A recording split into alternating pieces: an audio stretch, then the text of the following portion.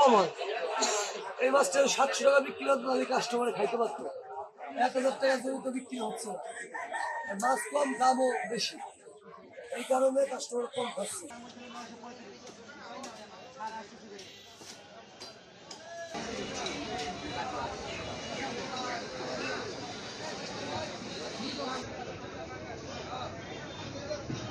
সবাই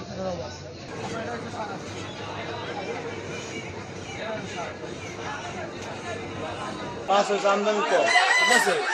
নদীতে পানি কমতেছে, মাছ মনে করেন কমতেছে, মাছের দাম বাড়ছে, ঠিক আছে।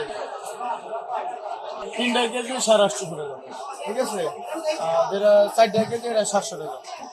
আর আবারও 1 কেজির বেশি আছে, 1 কেজি 100 গ্রাম, এটা বেশি 900 টাকা কেজি। আবারও যেটা বড় ইলিশ আধা কেজি সাইজ, এটা মনে করেন 1600-1500 টাকা কেজি।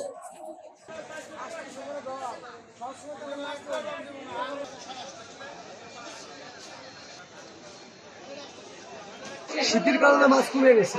এখন বন্ধ ছিল 22 দিন বন্ধের পরে প্রথম দিন করে আইছিল, পরে আবার 2 দিন দাম বেড়ে গেছে। ওটা কেজি 100-150 টাকা বেড়ে গেছে।